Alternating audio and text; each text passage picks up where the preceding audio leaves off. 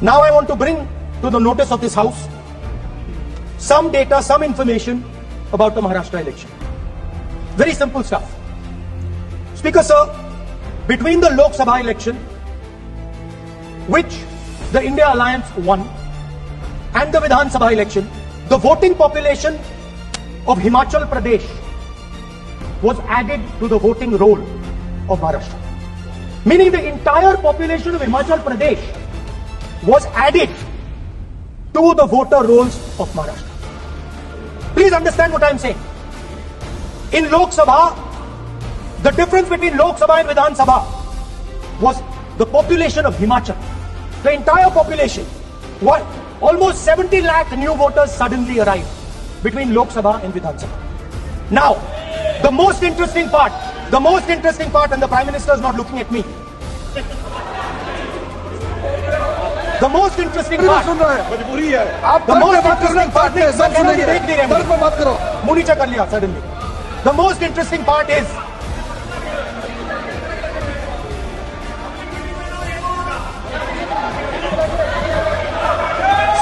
Sir, Maharashtra में more voters were added in 5 months in Maharashtra than were added in 5 years in Maharashtra.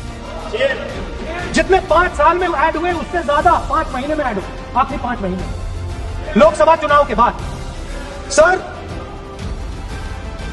एक building है sir Shirdi में, एक building में 7,000 नए वोटर एक बिल्डिंग में ऐड हुए.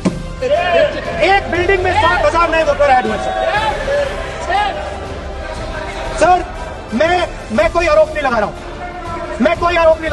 मैं सिर्फ ये कह रहा हूं सर कि ये इसमें कुछ ना कुछ प्रॉब्लमैटिक, कि हिमाचल प्रदेश जितने बड़े वोटर लोकसभा में बाद जादू से आ जाते हैं.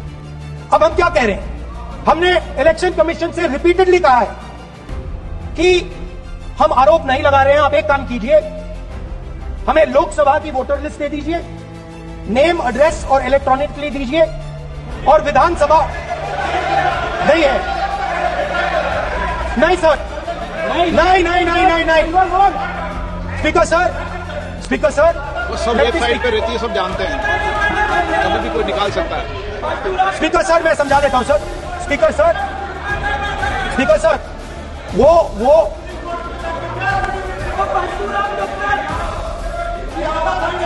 Speaker sir, we have asked. Speaker sir,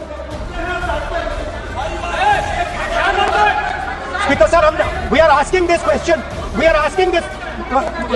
Speaker sir, population of Himachal Pradesh. Please. Population of Himachal Pradesh has voted. Extra has voted in Maharashtra. We are saying to the Election Commission, please give us the names and addresses and polling booths of all the workers in the Lok Sabha and all the workers in the Vidhan Sabha, so we can calculate who these new workers are, who these new voters are. Interestingly, the new voters are mostly in the constituencies that the BJP has done. Please understand, the new voters have been added mostly in the constituencies where BJP has won. I am still not making an allegation. I am saying on the floor of the House that the Election Commission has to give the data of the Maharashtra elections to the Congress Party, to the Shiv Sena and to the NCP, so that we can see exactly where these voters have been added, who has been subtracted, who has been added, where they have been added. This is not a irresponsible request. This is a very simple request for them to fulfill.